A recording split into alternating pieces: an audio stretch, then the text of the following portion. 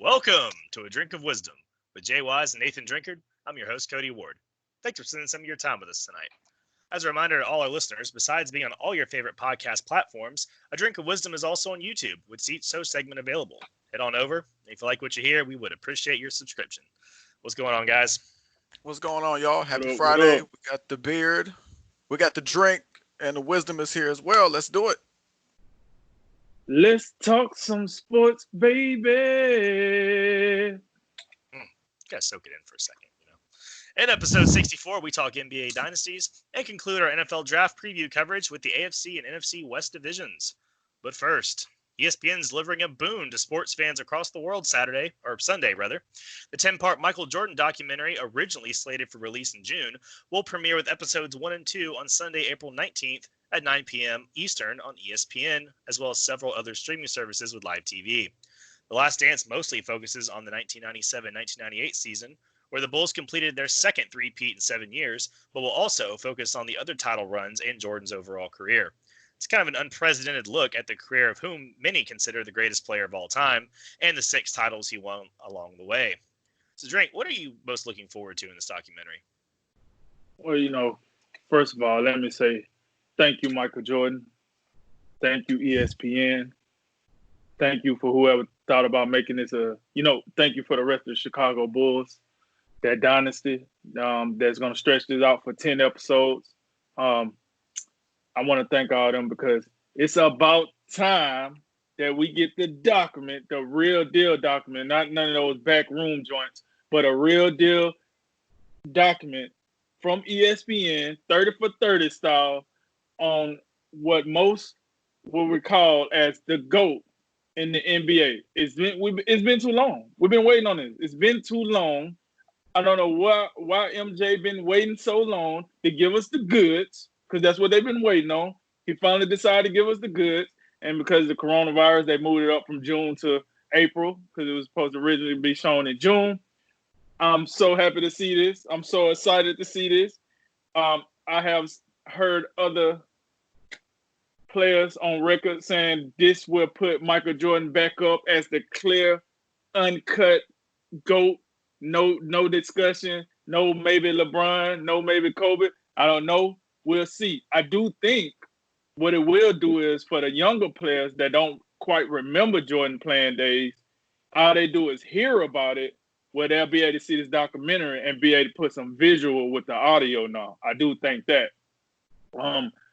I'm just personally what I want to see the most is, listen, I can't wait till they get into this whole, I know they're gonna talk about this Michael Jordan and Steve Kerr thing.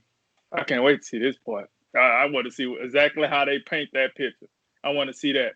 But listen, this is a documentary that is well overdue. We should have got this. We're just not getting it. It is what it is. Coming at a perfect time, though, I guess, because when you think about it, what the hell else are we watching? So, hey, bring it on. You know what? Matter of fact, we're going to criticize it because it's coming on, I think, once a week or something, or twice a week, something along that line. So we want to know why we can't get it 3 times a week, but it is what it is. ESPN going to milk that money until they get it dry. So I ain't mad at them. It's a good business tactic. So let's do it. But I know Michael Jordan said before this came out, he threw out a caveat to either today or yesterday saying that he's a little afraid of what this documentary going to uncover. It's going to show, the not so pleasant side of that dynasty of his time now. But at the end of the day, hey, if you watch this documentary and didn't know Michael Jordan did some negative things, hey, go crawl back under that rock or get back in that baby crib. Because most people that knew Michael Jordan knew he was a fierce competitor. He liked to gamble. He stayed out all night. He was just blessed with the ability to not take it as serious as everybody else and still come out on top. It is what it is.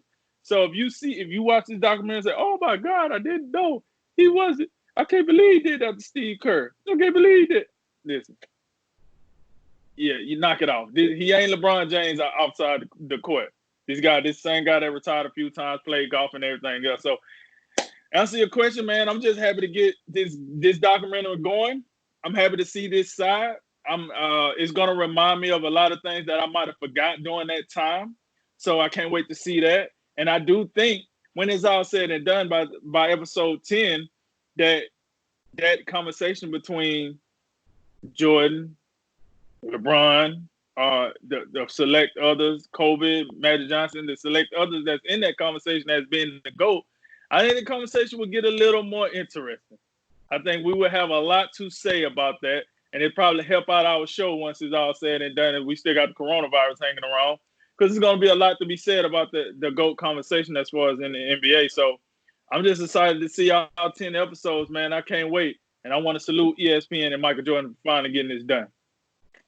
Yeah, first of all, it's content. It's something sports related that we can, soak up during these difficult times. Perhaps that's what MJ was waiting for, the coronavirus. Oh, hey, nothing going on? I got all the attention right now.